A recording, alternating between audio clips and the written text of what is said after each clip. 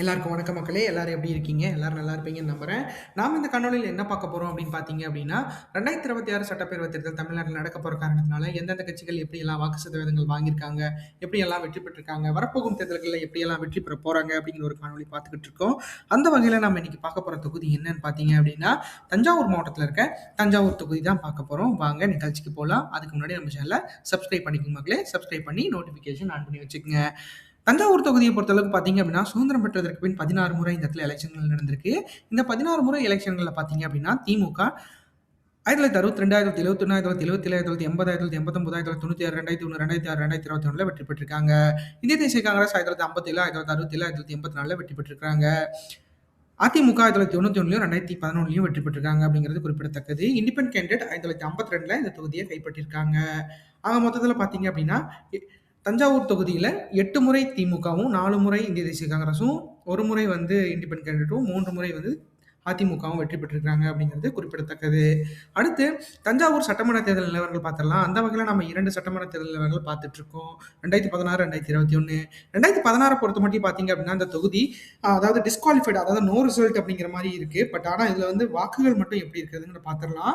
2016 பொறுத்தமட்டிலும் பார்த்தீங்க அப்படின்னா, இந்த தொகுதியில அதிமுக சார்பில் போட்டியிட்ட எம் ரங்கசாமி அப்படிங்கிறவர் போட்டியிட்டு வெற்றி பெற்றிருக்கிறாரு. அவர் 1,1326 வாக்குகளும் 54.37% பெற்று இந்த இடத்துல வந்து அவர் வெற்றி பெற்றிருக்காரு. பட் ஆனா அந்த வெற்றி செல்லாது அப்படின்னு சொன்னங்காட்டி நோ ரிசல்ட்ஸ் ஃபவுண்ட் அப்படிங்கிற மாதிரி ஆயிடுச்சு.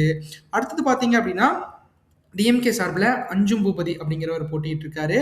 அவர் பார்த்தீங்க அப்படின்னா 74,488 வாக்குகளும் 39.95% பெற்று 2ஆம் இடத்தை பிடிச்சிருக்காரு. பட் ஆனா இந்த இடத்துல வந்து அந்த தேர்தல் தள்ளி வைக்கப்பட்டது அப்படின்னு சொல்லலாம். இல்லைன்னா வந்து அந்த தேர்தலே வந்து நிறுத்தி வைக்கப்பட்டது அப்படின்னு சொல்லலாம். அடுத்து பிஜேபி சார்பில் பார்த்தீங்க அப்படின்னா எம்எஸ் ராமலிங்கம் அப்படிங்கிறவர் போட்டிட்டு 3,806 வாக்குகளும் 2.04% பெற்று இந்த இடத்துல வந்து அவங்க 3ஆம் இடத்தை பிடிச்சிருக்காங்க. அடுத்து பார்த்தீங்க அப்படின்னா தேமுதிக சார்பில், அதாவது மக்கள் நல கூட்டணி சார்பில் பார்த்தீங்க அப்படின்னா, இந்த தொகுதியில் வி அப்துல்லா சாதிக் அப்படிங்கிறவர் போட்டிட்டு 1534 வாக்குகளும் 0.82% பெற்று இந்த இடத்துல வந்து அவங்க 4ஆம் இடத்தை பிடிச்சிருக்காங்க அப்படிங்கிறது குறிப்பிடத்தக்கது. அடுத்து 2021 தேர்தல் சட்டமன்ற தேர்தலை பொறுத்தளவுக்கு பார்த்தீங்க அப்படின்னா, இந்த தொகுதியில வந்து மீண்டும் வந்து திமுக தான் வெற்றி பெற்றிருக்காங்க. திமுக சார்பில் பார்த்தீங்க அப்படின்னா, இந்த தொகுதியில டிகேஜி நீலமேகம் அப்படிங்கிறவர் போட்டிட்டு 1,03,772 வாக்குகளும் 53.80% ஆகி மிகப்பெரிய அளவில் வாக்கு வித்தியாசத்தில் இந்த இடத்துல வெற்றி பெற்றிருக்காரு அப்படிங்கிறது குறிப்பிடத்தக்கது. அடுத்து அதிமுக சார்பில் வி அறிவுடை நம்பி அப்படிங்கிறவர் போட்டிட்டு 56,623 வாக்குகளும் 29.40% பெற்று இந்த இடத்துல வந்து அவங்க 2ஆம் இடத்தை பிடிச்சிருக்காங்க. அடுத்து நாம் தமிழர் கட்சி சார்பில் சுபாதேவி அப்படிங்கிறவர் போட்டிட்டு 17,366 வாக்குகளும் 9% பெற்று இந்த இடத்துல வந்து அவங்க 3ஆம் இடத்தை பிடிச்சிருக்காங்க அப்படிங்கிறது குறிப்பிடத்தக்கது. அடுத்து தஞ்சாவூர் தொகுதி மக்களவைத் தேர்தல் நிலவரம் பார்த்தலாம். அந்த வகையில் நம்ம 2 மக்களவைத் தேர்தல் நிலவரங்கள் பார்த்துக்கிட்டு இருக்கோம். 2019, 2024.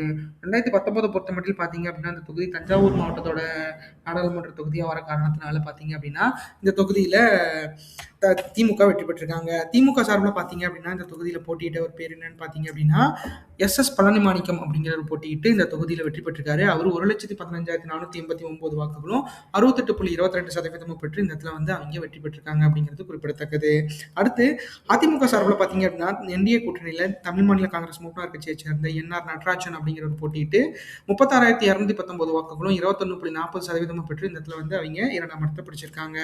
அடுத்து நாம் தமிழர் கட்சி சார்பில் என் கிருஷ்ணகுமார் அப்படிங்கிறவர் போட்டியிட்டு இந்த இடத்துல பார்த்தீங்க அப்படின்னா 10,263 வாக்குகளும் 6.06% பெற்று இந்த இடத்துல வந்து அவங்க 3ஆம் இடத்தை பிடிச்சிருக்காங்க.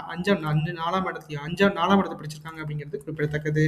அடுத்து 2024 எலெக்ஷனை பொறுத்தளவுக்கு பார்த்தீங்க அப்படின்னா, இந்த இடத்துல பார்த்தீங்க அப்படின்னா மீண்டும் வந்து திமுக தான் வெற்றி பெற்றிருக்காங்க. திமுக சார்பில் பார்த்தீங்க அப்படின்னா இந்த இடத்துல திமுக சார்பில் போட்டியிட்ட ஒரு பேர் என்னன்னு பார்த்தீங்க அப்படின்னா, அந்த தொகுதியில் அவர் பேர் எஸ் முரசொலி அப்படிங்கிறவர் போட்டிட்டு இருக்காரு. அவர் பார்த்தீங்க அப்படின்னா இந்த தொகுதியில் 96,922 வாக்குகளும் 57.26% பெற்று இந்த இடத்துல வந்து அவர் 2ஆம் இடத்தை வெற்றி பெற்றிருக்காரு அப்படிங்கிறது குறிப்பிடத்தக்கது. அடுத்து அதிமுக கூட்டணியில் இருந்த தேமுதிக சார்பில் பி சிவனேசன் அப்படிங்கிறவர் போட்டிட்டு இருக்காரு. அவர் 23,805 வாக்குகளும் 14.06% பெற்று இந்த இடத்துல வந்து அவங்க 2ஆம் இடத்தை பிடிச்சிருக்காங்க.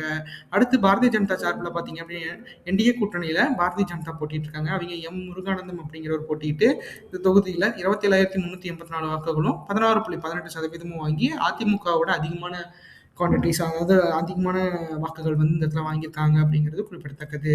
அடுத்து நாம் தமிழர் கட்சி சார்பில் பார்த்தீங்க அப்படின்னா 21,170 வாக்குகளும் 12.51% பெற்று இந்த இடத்துல வந்து அவங்க 4ஆம் இடத்த பிடிச்சிருக்காங்க அப்படிங்கிறது குறிப்பிடத்தக்கது. அடுத்தது பார்த்தீங்க அப்படின்னா, நம்ம தஞ்சாவூர் தொகுதி 4 தேர்தல் நிலவரங்கள் பார்த்துடலாம். அந்த வகையில பார்த்தீங்க அப்படின்னா, நம்ம அதிமுக, திமுக, நாம் தமிழரை பொறுத்தமட்டில் நம்ம 4 தேர்தல்கள் வந்து கடந்த 4 தேர்தல்கள்ல எப்படியான வாக்குகள் வாங்கியிருக்காங்க அப்படிங்கிறத பார்த்துக்கிட்டு இருக்கோம். அந்த வகையில அதிமுகவை பொறுத்தமட்டில் பார்த்தீங்க அப்படின்னா, 2016ல 54.36%, 2019ல 21.40%, 2021ல 29.40%, 2024ல 14.06% பெற்று இந்த இடத்துல வந்து வாக்குகள் வந்து கொஞ்சம் ரொம்ப மோசமான நிலைமையில வந்து அதிமுக இருந்திருக்காங்க. அதாவது தனிச்செல்லாம் போட்டிட்டாங்க அப்படின்னா, மிக குறைவான அளவுல தான் வாக்குகள் வந்து இந்த இடத்துல வாங்கியிருக்காங்க அப்படிங்கிறது குறிப்பிடத்தக்கது. அதே திமுக பொறுத்தமட்டில் பார்த்தீங்க அப்படின்னா, 2016ல 39.95%, 2019ல 68.22%, 2021ல 53.80%, 2024ல 57.26% பெற்று இந்த இடத்துல வந்து வாக்குகள் வந்து மிகப்பெரிய அளவுல வாக்குகள் வந்து அவங்க சேகரிச்சு வச்சிருக்காங்க அப்படிங்கிறது நம்மளுக்கு கண்கூடா தெரியுது.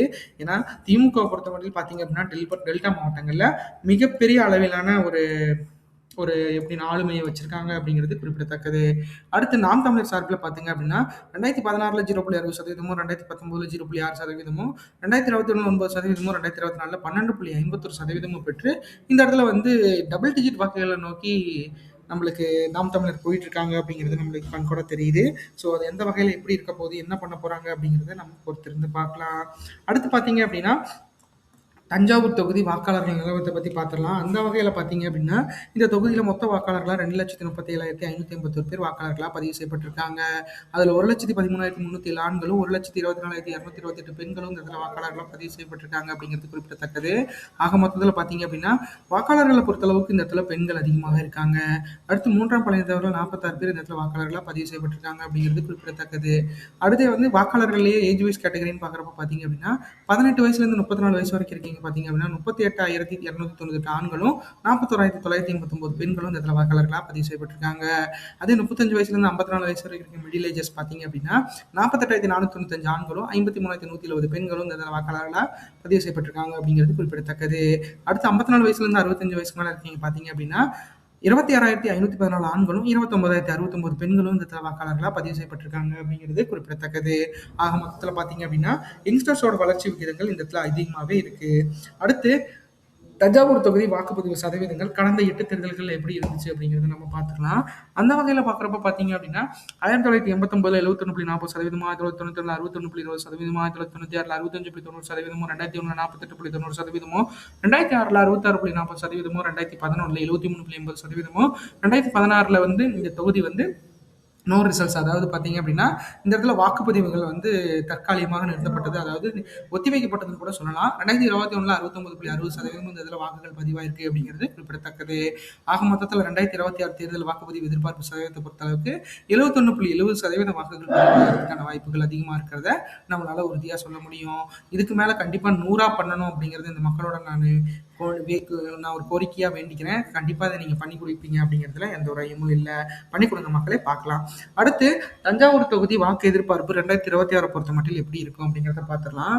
அந்த வகையில் இந்த தொகுதியை மீண்டும் திமுக வெற்றி பெறுவதற்கான சாத்தியக்கூறுகள் அதிகமாக இருக்கு. ஏன்னா திமுக பொறுத்த மட்டும் பார்த்தீங்க அப்படின்னா, 2024 எலெக்ஷன்களில் அவங்க வந்து மிகப்பெரிய அளவில் வாக்குகள் இந்த இடத்துல வாங்கியிருக்காங்க. ஸோ 2026க்கும் 24க்கும் அவ்வளோ பெரிய டிஃப்ரென்ஸ்லாம் கிடையாது. ஏன்னா 2 வருஷத்துல பார்த்தீங்க அப்படின்னா, அதாவது என்ன இந்த மக்களை பொறுத்தளவுக்கு பார்த்தீங்க அப்படின்னா, திமுகவோட ஸ்டாண்ட் வந்து மிகப்பெரிய அளவில் வந்து அந்த மொழிப்பற்று அப்படிங்கிற அந்த ஒரு திராவிடம் அப்படிங்கிற திராவிட மாடல் ஆட்சி அப்படிங்கிறதுல வந்து மு.க. ஸ்டாலின் அவர்கள் மிகப்பெரிய அளவில் வந்து ஒரு நம்பிக்கை வச்சிருக்கிறாரு. ஸோ அந்த நம்பிக்கையை வந்து மிகப்பெரிய அளவில் அவர் காப்பாற்றிக்கிட்டு இருக்காரு அப்படிங்கிற நம்பிக்கையிலேயே டெல்டா மாவட்ட மக்கள் கண்டிப்பாக அவருக்கு சப்போர்ட் பண்ணுவாங்க அப்படிங்கிறதுல பார்த்தோம் அப்படின்னா, இந்த தஞ்சாவூரை பொறுத்தளவுக்கு பார்த்தீங்க அப்படின்னா 41.27%, 70,302 வாக்குகளுக்கு மேலே பெறுவதற்கு வாய்ப்புகள் இருக்கு. ஏன்னா திமுக பொறுத்தமட்டில் பார்த்தீங்க அப்படின்னா, இங்கே கடந்த தேர்தல்கள்லாம் அதாவது ஜெயலலிதா அவர்கள் இறந்த பின் பார்த்தீங்க அப்படின்னா, திமுகவோட வெற்றி முகம் என்று கூறலாம். அந்த அளவுக்கு வந்து திமுக சந்திச்ச அனைத்து தேர்தல்களிலுமே வெற்றி பெற்றிருக்கிறாங்க. உள்ளாட்சி தேர்தலாக இருக்கட்டும், சட்டப்பேரவை தேர்தலாக இருக்கட்டும், இல்லை மக்களவை தேர்தலாக இருக்கட்டும், எல்லா தேர்தல்களையும் அவங்க வெற்றி பெற்றுட்டே வந்திருக்காங்க. ஸோ அவங்கள பொறுத்தளவுக்கு அவங்க ஸ்ட்ரைக் ரேட் வந்து இப்போதைக்கு 100 தான் இருக்கு. ஸோ அதெல்லாம் வந்து பார்க்குறப்ப பார்த்தீங்க அப்படின்னா, தஞ்சாவூர் தொகுதி அவங்க வந்து ஜெயலலிதா அவர்கள் இருந்த காலகட்டத்திலேயே இந்த தொகுதியில் மிகப்பெரிய அளவில் மாற்றம் ஏற்படாமல் போயிருக்கு. ஸோ இந்த தடவை வந்து என்ன பண்ண போறாங்க, ஏது பண்ண போறாங்கன்னு பொறுத்திருந்து பார்க்கலாம். ஏன்னா, ஆக மொத்தத்துல பார்த்தீங்க அப்படின்னா, இந்த தொகுதி வந்து மிகப்பெரிய அளவுல வந்து திமுகவுக்கு ஒரு ஒரு பலம் வாய்ந்த தொகுதியா இருக்க காரணத்தினால, அது எப்படி இருக்க போது, என்ன பண்ண போறாங்க அப்படிங்கிறத நம்ம பொறுத்திருந்து பார்க்கலாம். அடுத்து அதிமுக கூட்டணியை பொறுத்தளவு பார்த்தீங்கன்னா, அதாவது என்டிஏ கூட்டணியை பொறுத்தளவுக்கு இந்த தொகுதியில 37.60% 64,050 வாக்குகளுக்கு மேல பெறுவதற்கு வாய்ப்புகள் இருக்கு. ஏன்னா, அதிமுக பொறுத்தமட்டில் பார்த்தீங்க அப்படின்னா, டெல்டா மாவட்டங்கள்ல போன தடவ 8 தொகுதிகள்ல 1 தொகுதி மட்டும் தான். அதாவது தஞ்சாவூர பொறுத்தளவுக்கு 8 தொகுதியில 1 தொகுதி மட்டும் தான் அவிங்க கைப்பற்றியிருந்தாங்க.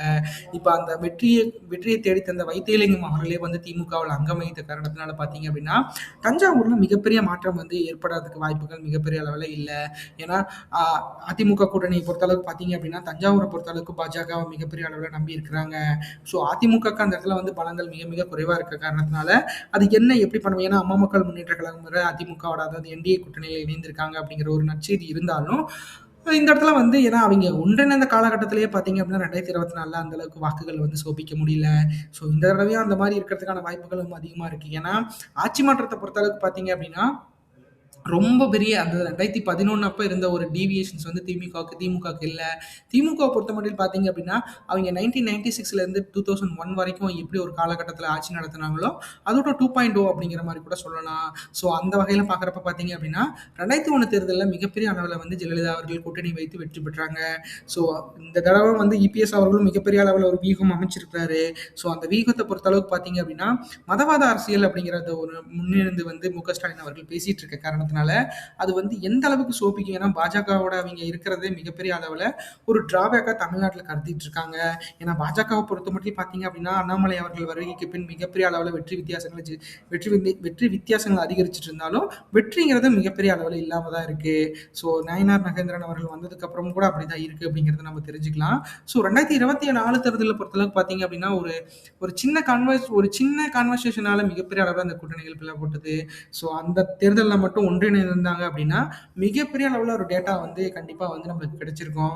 ஆனா, அது கிடைக்காம போனதுக்கு மிகப்பெரிய அளவுல வந்து அண்ணாமலை அவர்களும், இபிஎஸ் அவர்களோட முரண்பாடு தான் காரணம். பட் ஆனா, இப்ப எல்லாத்தையும் மறந்து மிகப்பெரிய அளவுல அவங்க ஒரு நண்பர்களா இருக்கிறது. ஏன்னா, அவங்க 2 பேரும் ஒரே சமூக மக்கள் அப்படிங்கிற காரணத்தினால மிகப்பெரிய அளவுல அவங்க வந்து நண்பர்களா இருக்கிறதுக்கான வாய்ப்புகள் அதிகமா இருக்கு.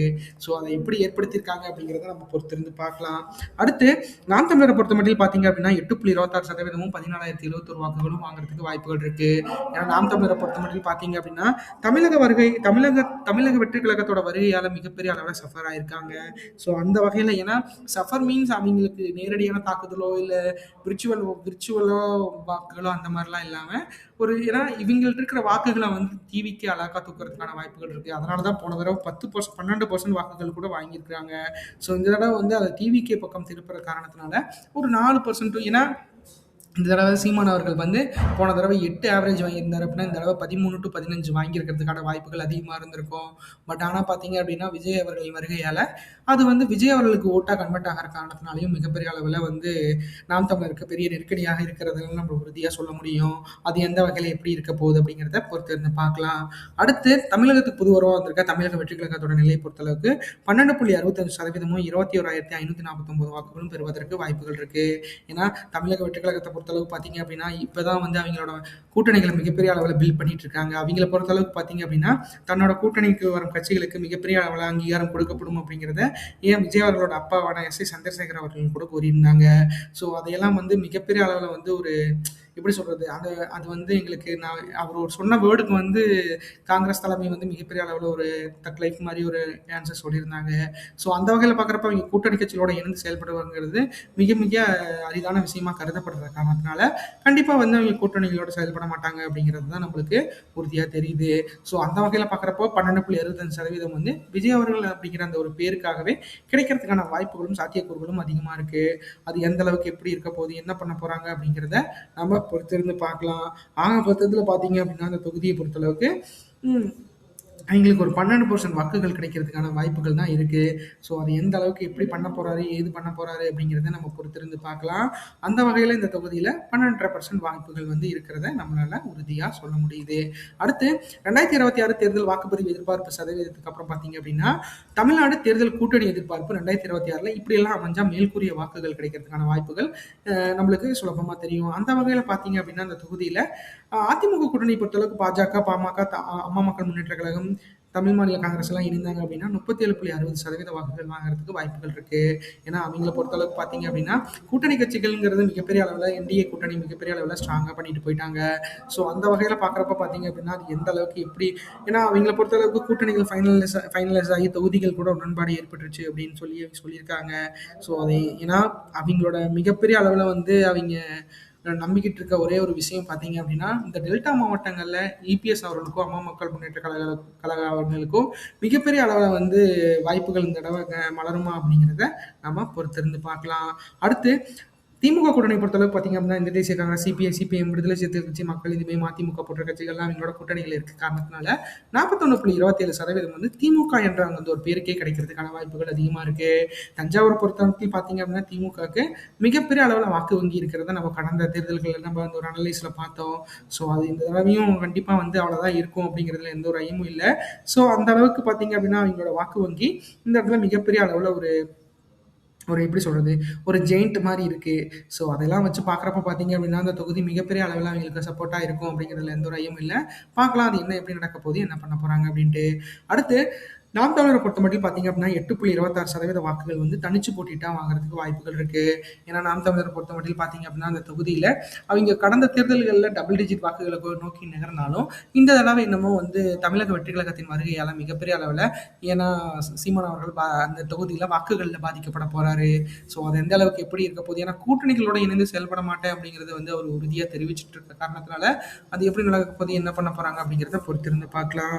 அடுத்து தமிழகத்துக்கு புதுவரம் வந்திருக்க தமிழக வெற்றி கழகத்தோட நிலை பொறுத்தளவுக்கு 12.65% வாக்குகள் கிடைக்கிறதுக்கான வாய்ப்புகள் இருக்கு. ஏன்னா தமிழக வெற்றி கழகத்தை பொறுத்தளவுக்கு பார்த்தீங்க அப்படின்னா இப்போதான் வந்து கட்சி ஆரம்பிச்சு மிகப்பெரிய அளவில் ஒரு பில்ட் பண்ணிட்டு இருக்காங்க. ஸோ அது எந்த அளவுக்கு எப்படி இருக்க போது, என்ன பண்ண போறாங்க அப்படிங்கிறத பொறுத்திருந்து பார்க்கலாம். ஆக மொத்தத்தில் பார்த்தீங்க அப்படின்னா இந்த தொகுதியில் மிகப்பெரிய அளவில் வந்து மாற்றங்கள் ஏற்படுறதுக்கான வாய்ப்புகள் குறைவாக இருந்தாலும் திமுகவை பொறுத்த மட்டும் மிகப்பெரிய ஜெயிட்டா இருக்க காரணத்தினால அதை எப்படி தமிழக வெற்றி கழகம் சமாளிக்க போறாங்க, அவங்களோட வாக்குகளை எப்படி வந்து அவங்க கைப்பற்ற போறாங்க அப்படிங்கிறத நம்ம பொறுத்திருந்து பார்க்கலாம். ஆக மொத்தத்தில் பார்த்தீங்க அப்படின்னா தமிழக வெற்றி கழகத்தோட இளைஞர்களுக்கும் நிர்வாகிகளுக்கும் கழக தொண்டர்களுக்கும் நான் சொல்றது ஒன்னே ஒண்ணுதான், உறுதியுடன் உழைத்தால் மிகப்பெரிய வெற்றியை பதிவு செய்யறதுக்கான வாய்ப்புகள் இருக்கு. ஏன்னா நான் பார்த்த வரைக்கும் நிறைய வாக்குகள் டிவிக்கேன்னு தான் சொல்லிட்டு இருக்காங்க மக்களே. ஸோ கான்ஃபிடென்ட்டா இருங்க. இந்த காணொலி உங்களுக்கு ரொம்ப பிடிச்சிருக்கும்னு நினைக்கிறேன்.